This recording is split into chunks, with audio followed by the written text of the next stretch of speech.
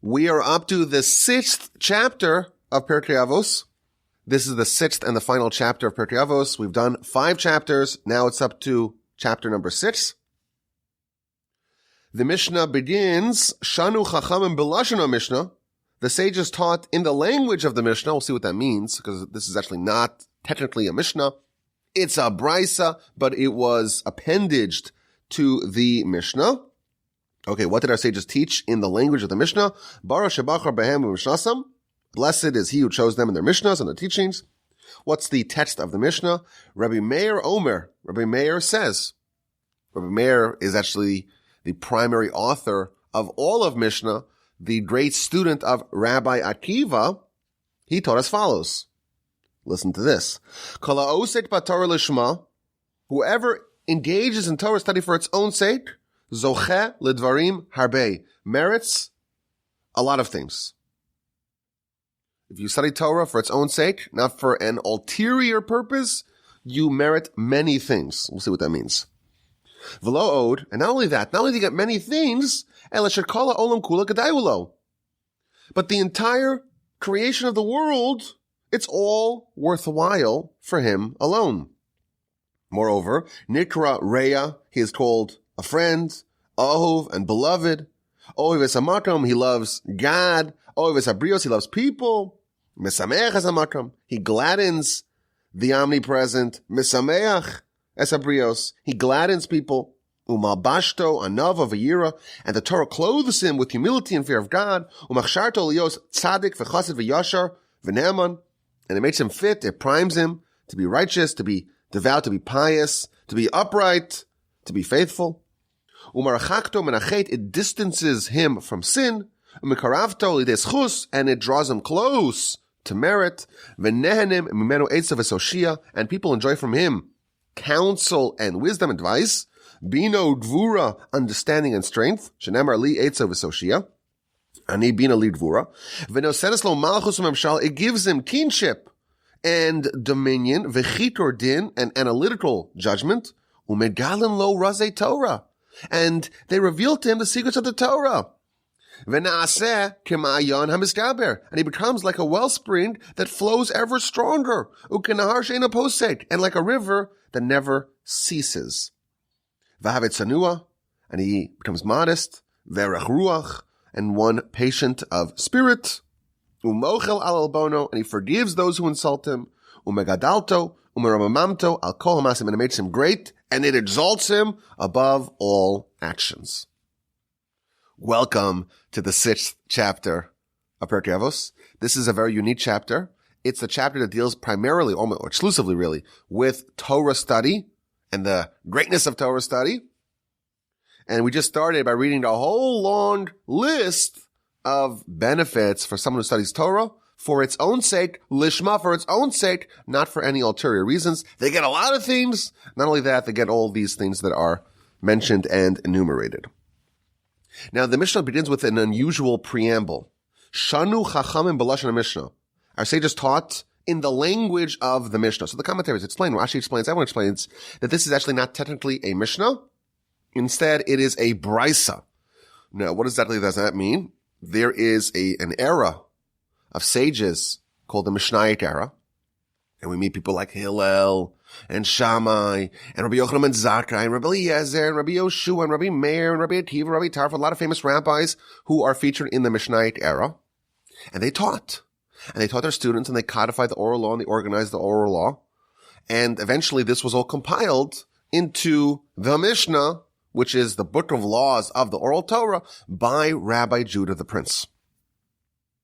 And he took the writings of Rabbi Meir, and he supplemented to the writings of Rabbi Meir to organize and codify the Mishnah. Broken down into 6 general sections, or 6 orders, Shisha Sidrei Mishnah, 63 different books, all of oral Torah in the Mishnah. There were teachings from that same era that were not included in the Mishnah. Instead, they are what's called brisas, a brisa or brisos. And they're included in other books, and they're featured very often in the Talmud is peppered with teachings from the Mishnah and the Brisa, and our chapter is technically not a Mishnah, it is a Brisa. And therefore, before we read this Mishnah, we have to know it's actually not technically a Mishnah. We call it a Mishnah. It's chapter 6 of the Mishnah, but truthfully, it's not, in fact, technically a Mishnah. And Rashi explains that because these teachings in the Brisa related to the benefit of Torah study, therefore, it's part of the tradition to always include it in the book of Pirkei Avos, in the book of Mishnah Pirkei Avos. But it's interesting, if you look at the commentaries, there are some commentaries that only give commentary on the Mishnah on the first 5 chapters and not the 6th and final one. Now, the Chassid Yavitz, he is one of the commentaries that does in fact offer commentary on the 6th chapter. And he says that the entire purpose of the first 5 chapters of Pirkei Avos was to arrive at chapter 6. Chapter 6, the one we're about to embark upon, this is an entire chapter that talks about Torah study and the greatness of Torah study and the power, the awesomeness of Torah study. But in order to have Torah study, you don't prepare for it like you prepare for any other discipline. Any other discipline, you have to do maybe the prereqs. But the prereqs are very much connected to the actual subject you want to study. What are the prerequisites of Torah? The prerequisites of Torah are to have good character, are to have refined character, to make yourself into a vessel that is spiritually ready and fit for Torah study. You would say that ethics and morals and character should not have anything to do with a discipline of wisdom. You could be an incredible physician or architect or engineer with bad character. Those two are unrelated. You may be a terrible guy, poor bedside manners, but you're still excellent in your craft. Torah is not like that. Torah is the wisdom of God, and it only resides in a person that can represent the values of Torah, can be a vessel that is fitting to bear the Torah inside of them. And therefore, we have 5 chapters that deal primarily with improving our character, refining our ethical persona. And now it's time for chapter 6. Once we are a vessel that is primed and ready for Torah, now it's time to focus on Torah itself. And this is the meaning for the preparation for Sinai. Of course, this past week we read in Parshas Yisro about the preparation for Sinai. You got to prepare for 3 days. You got to clean your garments. There is a process of preparation for Torah where you have to cleanse yourself, you have to refine yourself, you have to improve yourself, and then you prepare for Torah. And once you have all the sterling qualities outlined in the preceding chapters, it's time to get to Torah. And he brings an incredible story. The Talmud tells us that the greatest sage of the Mishnaic era was none other than Rabbi Akiva. And Rabbi Akiva, he grew up as an ignorant shepherd. And at the age of 40, he dedicated himself to Torah study. And eventually catapulted all his peers and became the greatest sage of the generation. What prompted the change of heart? So there's a few things, of course. There's the story with the dripping the rock that created the cylindrical hole. We know that story. But his wife played a big role. His wife was the daughter of the richest man in Judah. And Rabbi Akiva was a shepherd working for his wife's father. And she noticed him, Rachel, the wife of Rabbi Akiva, noticed him, and she noticed that he had incredibly refined character. And she was able to spot someone that can become a transcendental sage. And she said to him, if you pledge to commit yourself to Torah study, I am so confident that you have what it takes. I'm willing to commit myself to you. And indeed, the match went through, and they had to elope because Daddy wasn't happy about it. and daddy disowned her? But nevertheless, she was right. How did she know that Rabbi Akiva was qualified or had the ability to become such a great sage? What did she see in him? What did she spot in him that made her so confident that this ignoramus who knew nothing can become a giant sage? So the Talmud tells us she saw his character. She saw his refined qualities. She saw his modesty. She saw sterling characters that rendered him a completely perfected vessel. And now all you need to do is just drop Torah in it. That's it. 99% of the job is done, even though he's totally ignorant, because now he has the vessel. And the better the vessel, the easier it is to stuff it with Torah. If you have sterling qualities, you're primed for Torah. First 5 chapters, get those qualities. Now let's talk about Torah. And by the way, there's a tradition to read Pirkei Avos, to read the chapters of our fathers, ethics of our fathers, in the weeks preceding Shavuos. On Shavuos, that's the festival that we celebrate the getting of the Torah. You want to prepare for Torah, spend the time, on the preparation, get those qualities, make yourself a vessel worthy of absorbing Torah. And then chapter 6, Torah itself. So we have this brisa that talks about the power of Torah. And it starts off by telling us, whoever engages in Torah study, lishma for its own sake. What is the idea of Torah lishma? There's 2 kinds of Torah study. There's Torah study that's lishma, and that begets all the amazing accolades of our Mishnah, or our brisa. And then there's all other kinds of Torah study that don't have this result, that don't engender these tremendous qualities. What is the definition of Torah lishma, Torah for its own sake? Now this term appears in many places in Jewish literature. For example, the Talmud tells us in a bunch of places, in the book of Sanhedrin, in the book of Nazir, in like 4 or 5 places we read the following. Amar Rav Yehuda Marav, a person should always engage in Torah and mitzvos, even not lishma, even not for its own sake. Why? Shemetoch shelo lishma ba lishma. That through a person engaging when it's not lishma, when it's not for its intended sake, they will eventually come to engage in Torah study for its sake. We have this idea. The motivations behind mitzvos, the motivations behind Torah, it could be for its sake, or it could be not for its sake. And this Mishnah tells us, or this Talmudic teaching tells us, a tactical idea. It's important to get your reps in Torah and mitzvos.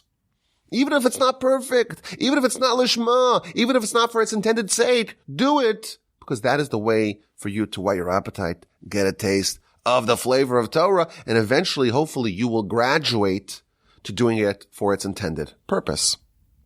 But there's an amazing idea applied to this Talmud.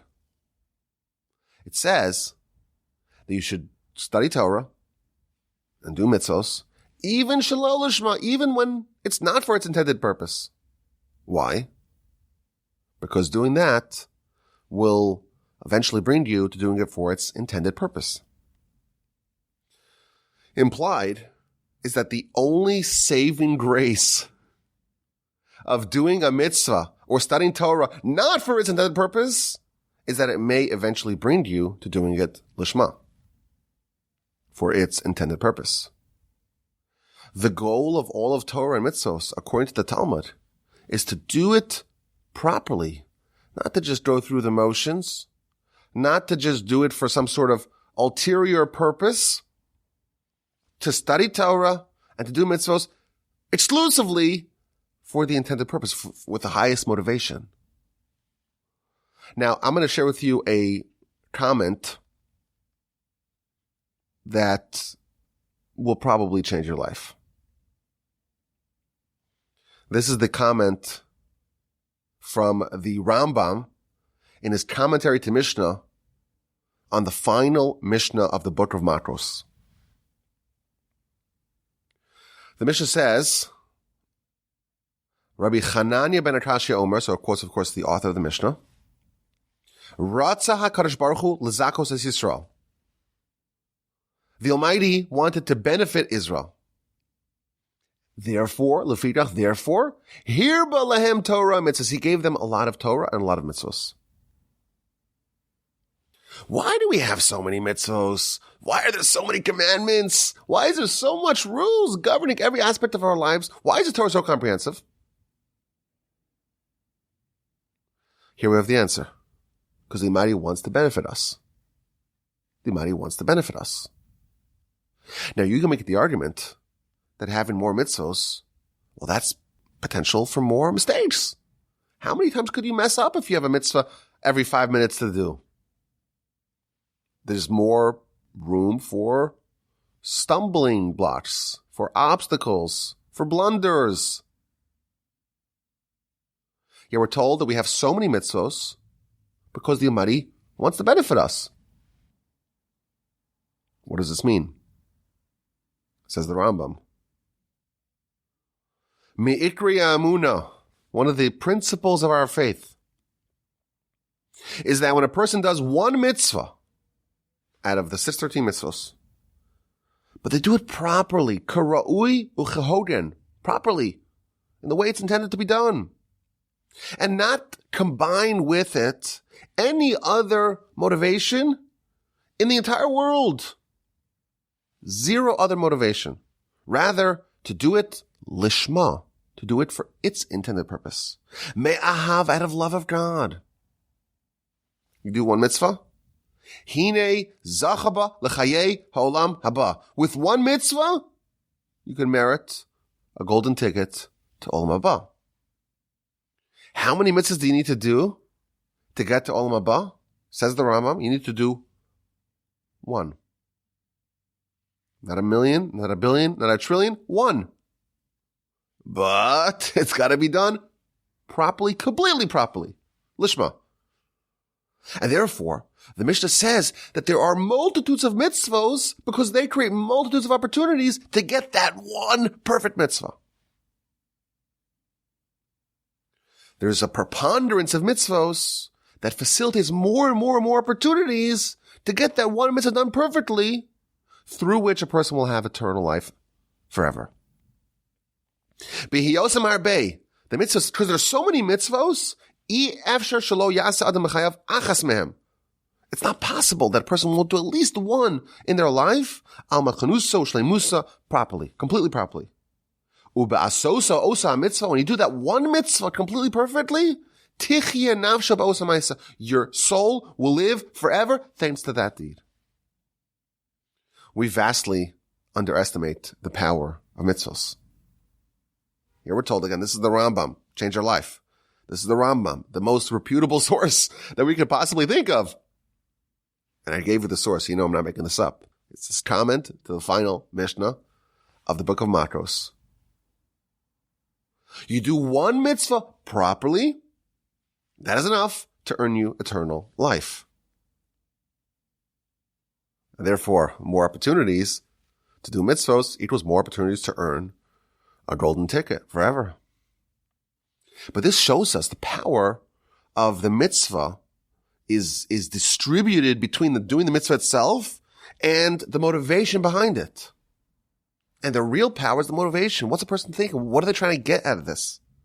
You do a mitzvah and you say, wow, everyone's going to see I'm so generous, I'm so kind, I'm so moral, I'm so upstanding, I'm so pious. They'll give me accolades, pat me the back. They'll give me honor. I'll get prestige. All that is not the intended mitzvah, the intended purpose. Intended purpose means I want to do what's right. I'm not thinking about reward. I want to listen to the Almighty because I love Him. For all that He does for me, how can I not love Him? And do it perfectly, just one. That's enough. That's the power of Lishma. Because now you are actually earning a piece of total, pure, unadulterated, unalloyed spirituality. That's what you're earning. Once you have that, it can never be taken away from you.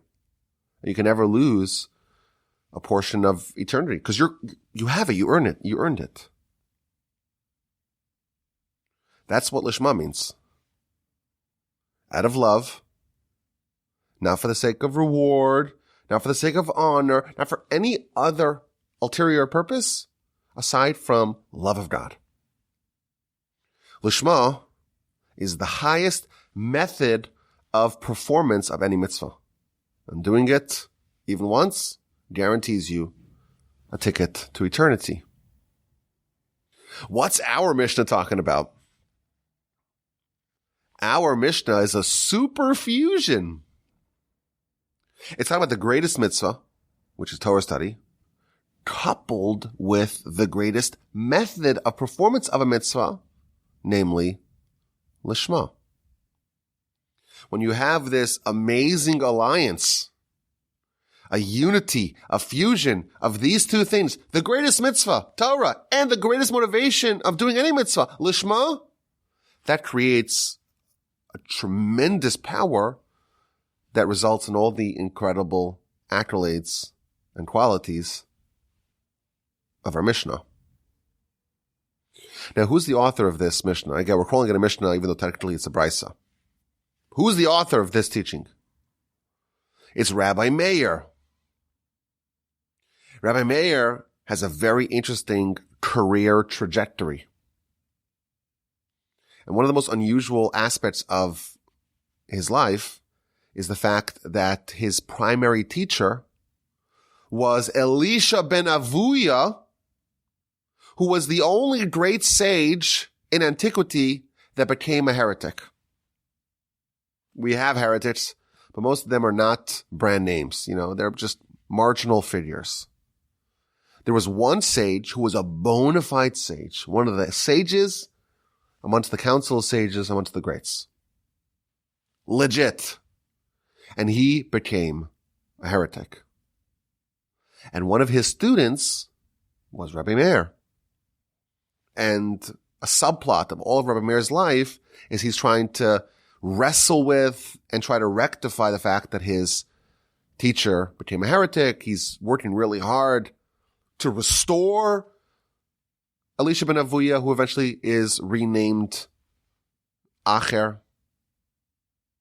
He's called Acher, the other one. He's the other one, that bad egg, the bad apple, the black sheep. This is one of the primary events and themes of Rabbi Meir's life. Rabbi Meir, incidentally, the Talmud tells us, he continued to study under his teacher even after his teacher became a heretic. Normally, you have a teacher, they may be very wise, but when it comes to Torah, it has to be perfect. The Talmud tells us that if your teacher is akin to an angel, then you should ask them for Torah. But if not, maybe don't ask them for Torah. Like we said earlier, the Torah's got to have a vessel. It's got to be in a good vessel worthy of bearing Torah. If the vessel's a heretic, maybe this is not the best place you should study Torah from. But Rabbi Meir, nevertheless, was able to do it. He was able to separate the good part of the teaching from the bad part. Comes along Rabbi Meir and tells us the idea of Torah lishma. It's got to be for the right intended purpose. Why was Elisha ben Avuya, the teacher of Rabbi Meir, why did he eventually go awry and become a heretic? So we're told in the Talmud that there was a very unusual event at the bris, at the circumcision ceremony of Elisha ben Avuya. As is common today, when there was a bris, there's a lot of time for people to mill about before, the mole gets ready and all the people are there, and there's lots of extra time. So the people on one side were chatting about sports, and other people were chatting about politics, and the other people were chatting about business. Everyone was chatting. And there were some sages there as well. And they said, well, they're chatting about their things. Let us chat about our things. So the two great sages, Rabbi Eliezer and Rabbi Yoshua, start studying Torah together. What happens when you have these giants, veritable angels, studying Torah together? They recreated the experience of Sinai. Sinai, we read about in the Parsha. Sinai, there was fire and cloud, and everything was trembling. If you study Torah with the same joy and intensity of Sinai, you're able to recreate that experience. So before long, these two sages, waiting for the bris to get underway, a fire encircles them, just like there was a fire at Sinai. And Avuya, the father of the baby, is like, what's going on? You want to burn my house down? What's happening? Why is there a fire here? So they explained to him, this is Torah. This is the power of Torah. This is the power of Torah? This boy, Elisha, I'm going to dedicate him to Torah. I want him to have that same spark, that same fire. So the sages say that this is what was wrong at the onset of Elisha's life. It was not Torah Lishma. It wasn't for its intended purpose. He wanted the pizzazz, the honor, the mystique, the fire of Torah. It wasn't motivated by wanting to know the will of God, wanting to connect to God on a deeper level. And because the beginning of the trajectory was off, that eventually became corrupted, and Elisha became a heretic. And therefore comes along Rabbi Meir and says, I know this story really intimately well. My teacher, I know where he went wrong, and I want to tell you about it. I want to tell you about Torah Lishma. Because yes, he studied a lot of Torah, but there was at the root, at the core of his Torah study, there was something off. It was not Lishma, and that's why he did not have all the cascading benefits outlined in this Mishnah. And he was vulnerable to becoming a heretic. Now, there's a very important and famous piece from the Ruach Chaim, authored by Rabbi Chaim Volozhiner, who wrote the famous book Nefesh HaChaim. And he talks about what Lishma actually means. And he's trying to caution against someone thinking that Lishma is all about the devotion, and I want to sing songs, and I want to praise God, and that's going to be my Torah study. I'll have lots of songs and music, and it'll be a very uplifting experience. That is not Lishma. Studying Torah, Lishma, it means turning over every stone to try to discover and uncover the will of God. It's a commitment to try to decipher and disentangle and understand at the deepest level possible, what does God want? Torah Lishma, for its sake, means for the sake of Torah. It doesn't mean that you divorce Torah from its source, of course. You don't think of Torah as independent, some sort of independent discipline that is severed from God. But when you are studying, the objective has to be to analyze, investigate, ponder, probe, and pursue what is the Torah telling me, and to understand it as deeply, as comprehensively, as intensely as you can. And he quotes the Midrash. The Midrash says that David, when he wrote the Psalms, his prayer was that when someone says the Psalms, it should be as impactful as when they study the laws of Negoim and Ahalos, the very complicated laws of purity and impurity in the Torah. And God said no. Even though Psalms connect a person in their heart to God, Torah Lishma is about understanding the Torah. And if you get sidetracked with emotional stuff, and that's the focus, the devotion, but not the diligence, that in fact is not Lishma. And then he adds that the result of someone studying with this kind of intensity is a love of Torah that is unmatched by any other discipline in the world. Someone who engages in this kind of Torah study, even though when you start off, it's less exciting. You start off, it's like, wow, so many technicalities. This is so difficult. Why is there such a complicated draconian laws? And what does it even matter? We all start off as cynics. But once you plumb yourself into the depths of Torah, you immerse yourself in the deep waters of Torah, you develop a taste for it, and you can't get enough of it. And he says a line, I want to read this line. Uba'avas HaTorah, when someone loves Torah, a person will think, if only I didn't need to sleep. And if only I didn't need to waste my time with eating. When someone has the flow, they're in the flow of Torah study, that's all they want to do. And food and sleep, they're all distractions that can't possibly equal the joy and the delight that I'm having here in Torah study. So there's something very powerful here being described that most of us, I think, have never experienced. If you have ever had the great privilege of being in a yeshiva, you get a sense of what magic is being described here. And if you've ever had the privilege of creating novel Torah ideas, new Torah insights that were never around previously, and you spend 10 hours, 20 hours, and you stay up all night trying to figure out a complex problem in the Talmud, or a difficult comment in the Rambam. If you've ever done that, and finally after 10 hours of toil, you hit pay dirt, and you discover an insight that just changes everything, your entire understanding of the subject is altered, everything fits into place beautifully, you've experienced the taste of what he's talking about.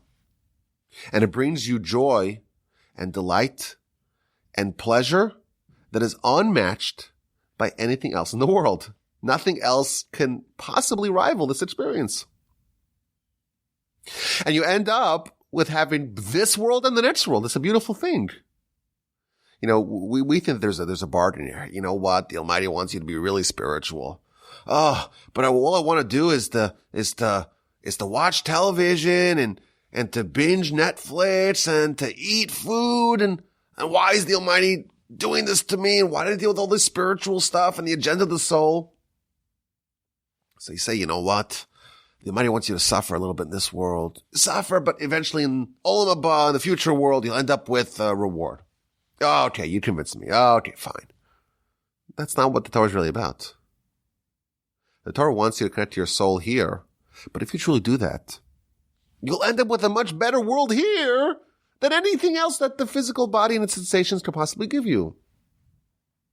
There are levels of pleasure and experiences that you can have here that touch your soul that greatly exceed any other physical, sensual pleasure. You know, to give you an example of this. A lot of people think, why should I have a child? It's very expensive. It sounds like a nightmare. You got to deal with diapers and all that. And then you work really hard, and then the teenagers, they hate you, or at least so they say. They're rebellious. And then they get off and they live their life. It just sounds like a nightmare, a seriatim of nightmares. Why would anyone do that? It's a good question. If you're evaluating the cost-benefit analysis of your life here as a parent or not as a parent, it's really hard to sell someone on the benefits of bringing a child to the world. And you know what? There's a good argument there. But this opportunity to bring a child, to have a child, and to feel that love and that unconditional love and that connection and that the fact that there's a child that's completely dependent upon you and you care for that child. It doesn't titillate your body. There's something about your soul. There's a pleasure, there's a deep, intense pleasure that parents have, even though they're suffering so much. But that's something that's unrivaled by any other physical, hedonistic experience.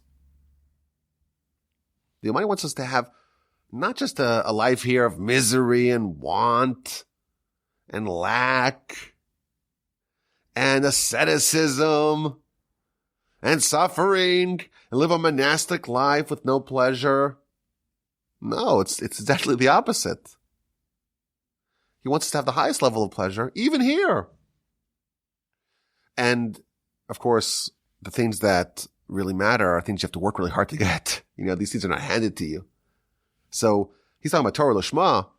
Torah study on this very high level for its intended purposes with, leaving no stone unturned and really working hard to figure out what the Torah is telling us, that's the hardest thing in the world.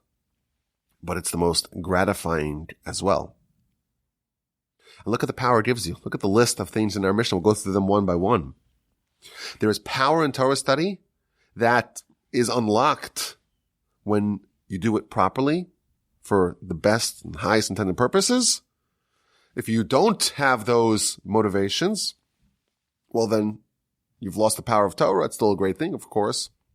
It's something that you should do tactically because maybe eventually you can arrive at the destination, but you will not be able to unlock all these things. So what are the things that you get? Whoever engages in Torah study, lishma. So the first thing we're told is zoche lidvarim harbe, merits many things. V'lo, and not only that, not only there are many things, there's all these specific things. There are unnamed things that are not enumerated in this Mishnah. So what, in fact, are they? We have a list of all these amazing things, beloved by God, beloved by the people, happy with God, all these amazing things that are listed in the Mishnah. But it starts off by saying he merits many things. Well, what are those many things? So my grandfather used to always say from his teacher, the great Rabbi Yerucham, he used to say that a true Torah scholar exists simultaneously in two concurrent worlds. There's the inner world, and then there is the external world.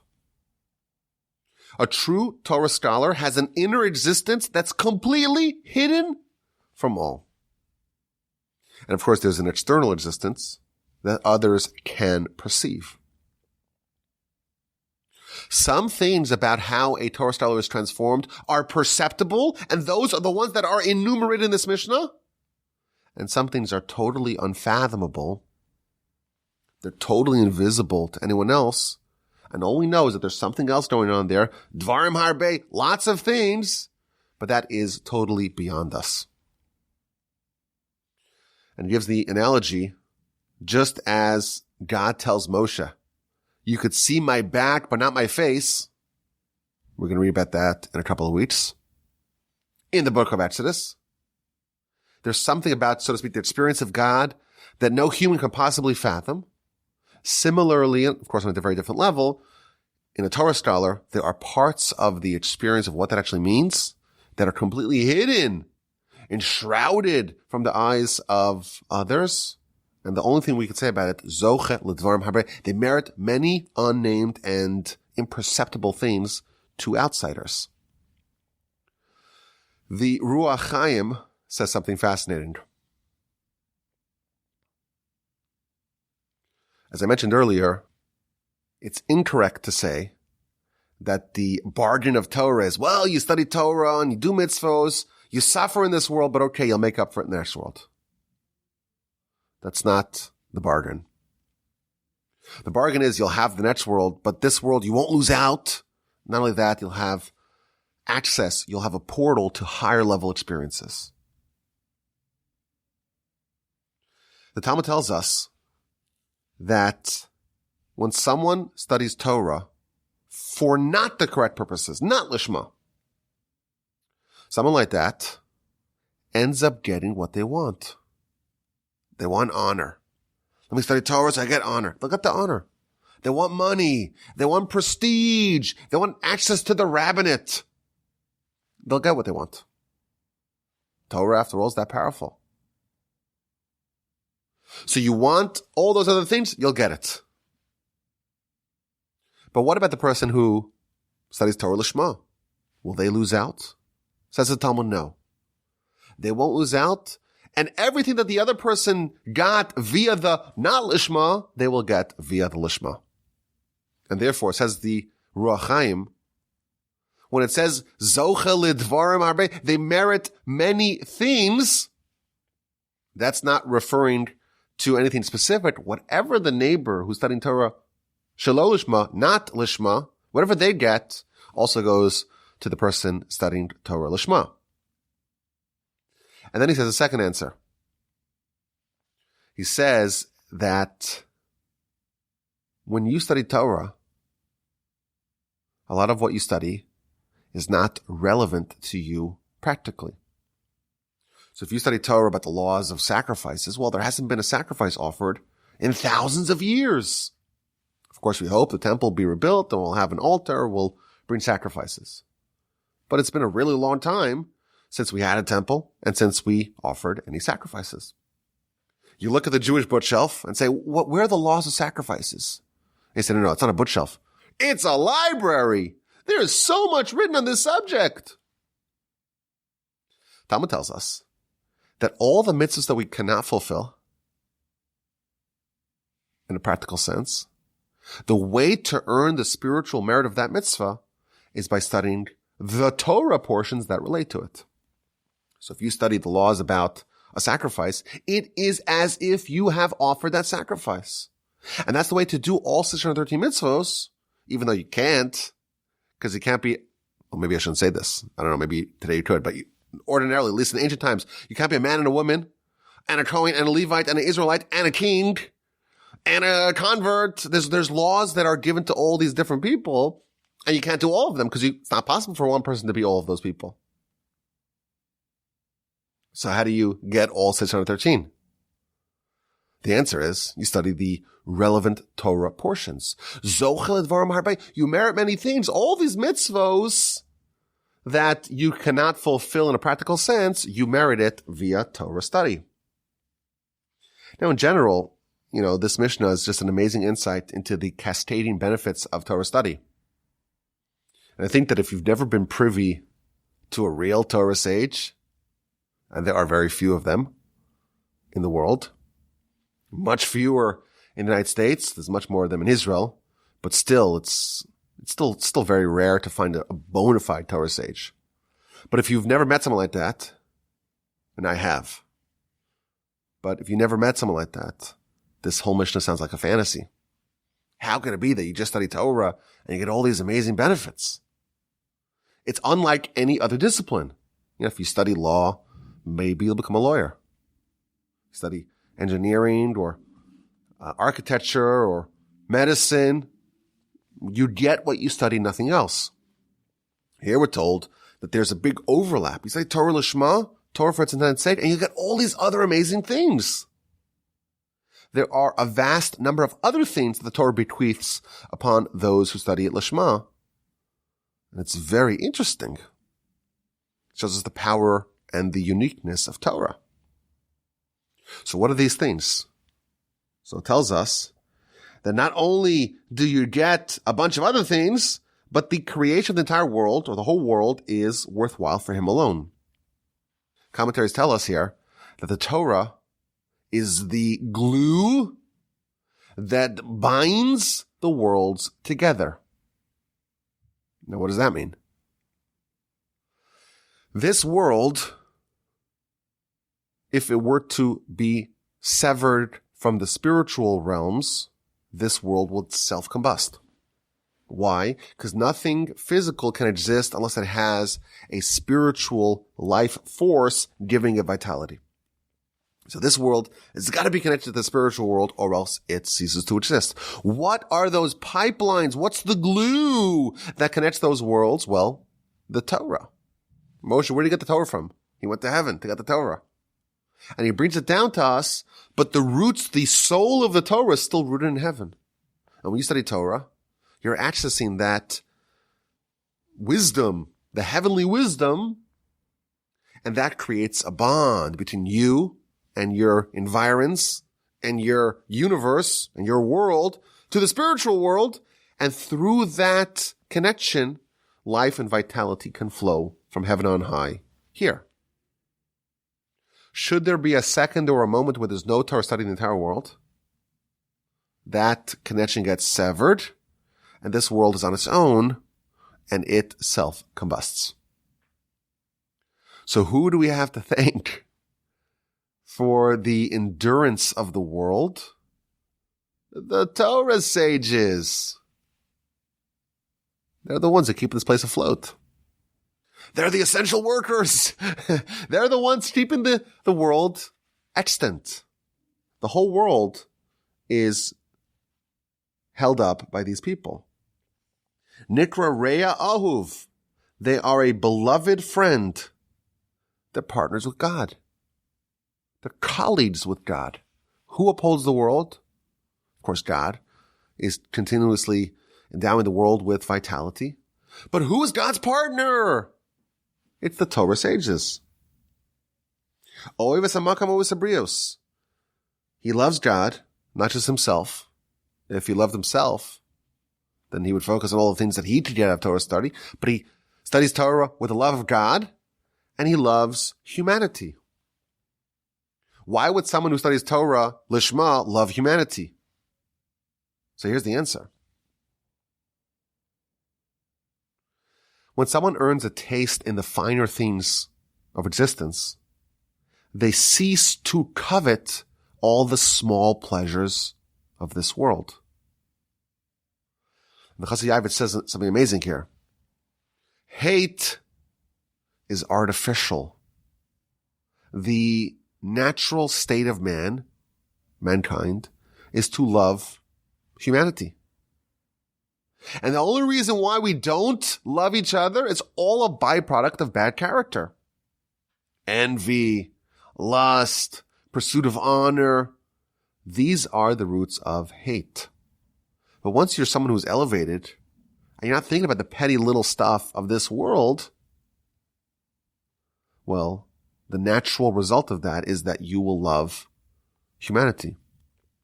And you will give joy to God, and you will give joy to humanity.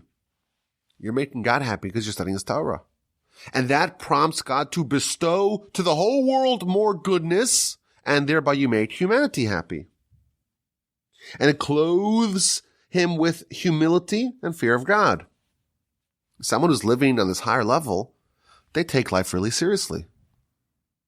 And Torah works in the opposite way, in that if you have a great wise person, a great physicist, a great physician, a talented surgeon, sometimes they say, look how powerful I am, look how amazing I am, look how incredible I am.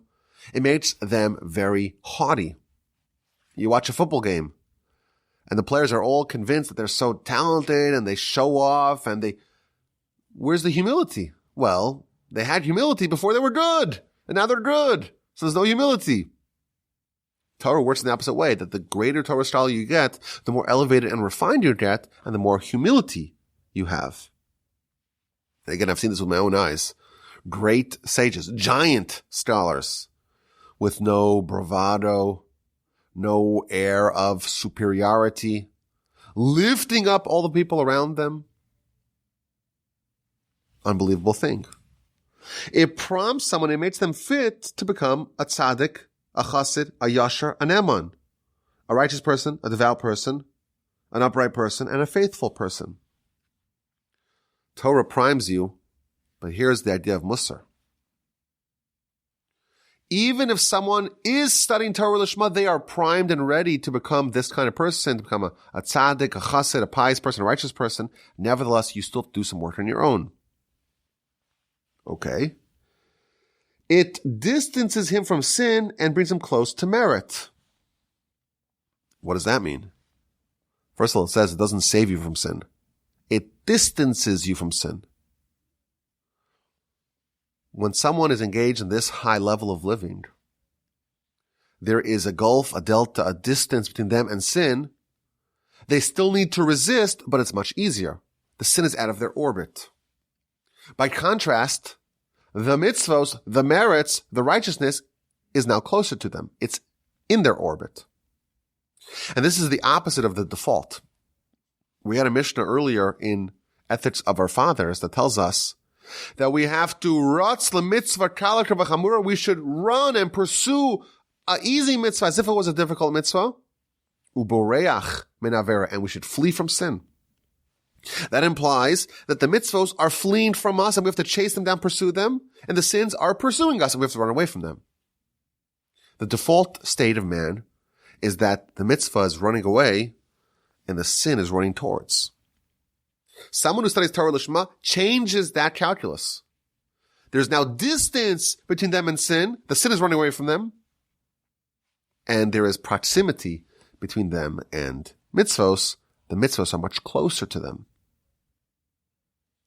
And the reason, the commentaries explain, is because by default, we have the two competing existences. We got the body, the soul, the physicality, the animalistic side, and the spirituality, the intellectual and spiritual side.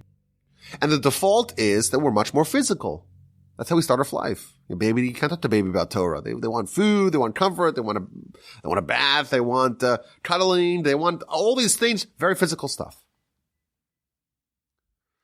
And the hope is that as you progress over life, you become much more dignified and refined and much more spiritual. That's the objective. Someone who's studying Torah Lishma, they have graduated from the small pleasures of physicality. They've tasted something real. And as a result, they're going to lose interest in the small things in life. The Rambam says, listen to this analogy. He says there's a king who used to like to play ball when he was a little king, little boy. Little boy loves to play ball, but now he's a king. And so he says, hey, let's play ball. So the Rambam says, someone who's involved in the higher matters of state, someone who's in charge of, a real kingdom, they have access to higher levels of pleasure, and playing with a ball is not going to stimulate them anymore. Once you've tasted the real pleasures, games of children are not going to titillate you anymore. And therefore, the empty calories, the quick hits, the rush of dopamine, and when you're unsophisticated and immature, as we all are by default, physical, you just want, as many hits of that as possible. And that's where the sins are pursuing you. Because that's, your default state. That they have a spiritual mitzvah, it's running away from you. You gotta chase it down if you want it. But once you have been trained, once you've been exposed to the higher levels of pleasure, well, in that universe, everything's flipped on its head. It's the opposite. And that's what happens to someone who studies Torah Lishma. You can give advice in every arena. The sages tell us that the real objective of Torah is to harmonize human intellect with divine intellect. We're given access to divine intellect, and we can upgrade our own faculties with the divine intellect.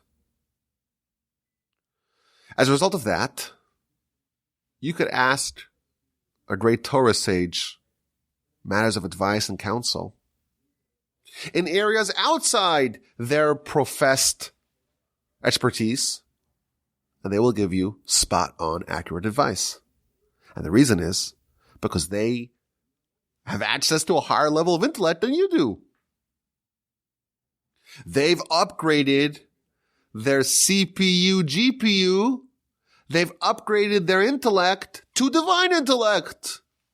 You have no chance next to them. But what do they know about whatever it is? They don't necessarily need to be trained in the area in which the question is raised. They have a supercomputer. They got access to a higher level, a different realm of intellect that vastly exceeds the way things start off as. It gives you kingdom and dominion.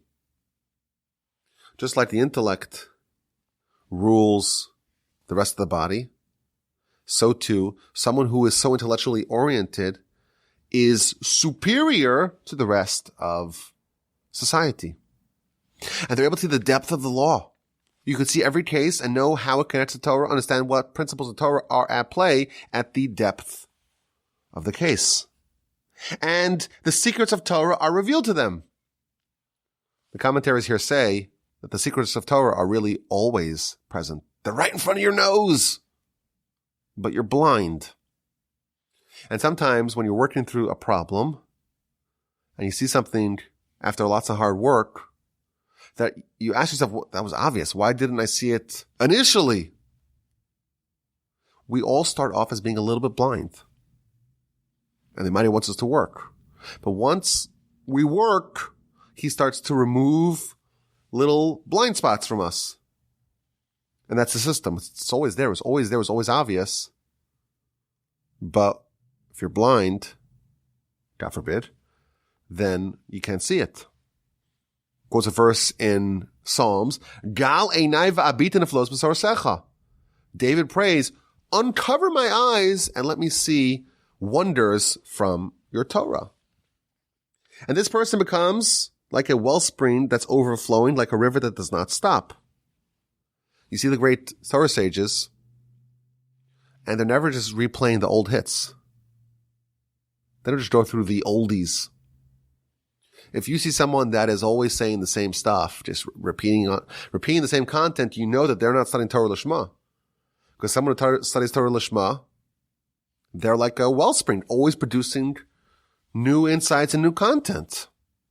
You know, I get astonished when I look at the output, let's say, of my grandfather of blessed memory. Not the books that he wrote, not the writings that he has, not the essays that he wrote. It's astonishing. The intellectual output in Torah of these giants is just simply stunning. You have professors, they worked on their curriculum and their syllabus, and they just do it year after year. The same thing over and over again. It's very rare to find someone that is like this outside of Torah. Someone's constantly producing more and more. But that is the secret of Torah study Lishma. It creates an unending wellspring of Torah. But they don't show off. They are modest. They're patient. They're forgiving. They stay high. They remain high. They don't stoop down to lows. They're modest. They don't brag. They're not bombastic about the gifts that God sends their way. If someone gives you a silly insult, you just ignore it. You absorb it because you're operating on a higher level. And it elevates the person. And it makes them exalted above other things. The Talmud tells us that there is the heavens, and there's the things that are above the heavens, and there are the things that are below the heavens. And it quotes two verses that seem to be contradictory. One verse says, your kindness, i.e. God's kindness, is amazing up to the heavens. And then a second verse in Psalm says, your kindness is great even above the heavens. So which is it? Does God's kindness end at the heavens, or does it exceed the heavens? Says the Talmud, it depends. If it's Lishma, if you're studying Lishma, then it is even above the heavens. If it is not Lishma, then it's only till the heavens. This is this idea. A person via Torah study Lishma can become supernatural above the heavens. If you've never met a real Torah sage, this Mishnah sounds fanciful. But if you ever have had the great privilege of meeting a real Torah sage, what is described here is patently evident. The Chazon Ish, for example, when he was 13 years old, he committed himself to studying Torah Lishma, and he had every single one of these qualities. Every quality enumerated in our Mishnah/Brisa is found in genuine Torah scholars. I always say that the best proof for the divinity of Torah is this. This Mishnah is the best proof. When you meet people that have such sterling qualities, and there's no flaws, and you try to find a flaw, and the more you know them, the more intimate you are in seeing their character, the more refined they are. Normally it's the opposite. People could portray themselves as being very righteous, but when you get to know them, you see that there's all kinds of corruption. It doesn't work like that with Torah scholars. Torah scholars, the closer you are to the epicenter, the greater you discover that they are. Where does that come from? It comes from studying Torah Lishma and all the things that it begets. My grandfather, blessed memory, he gave a eulogy to one of the famous rabbis of the 20th century, Rabbi Shlomo Zalman Auerbach. And he went through this Mishnah thing by thing and gave an example of how the great sage truly embodied all these characteristics.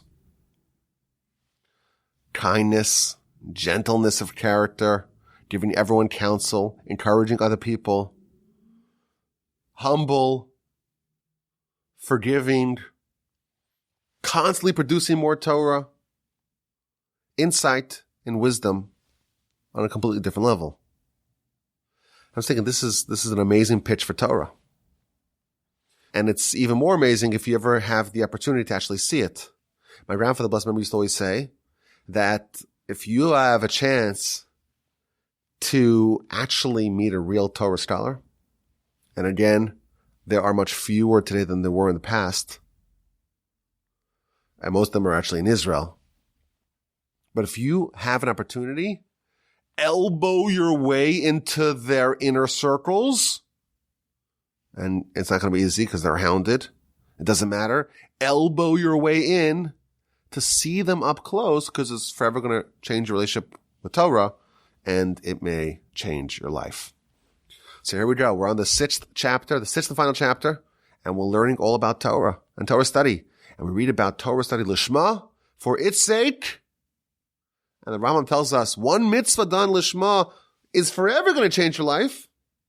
You have access to eternity that you can never lose.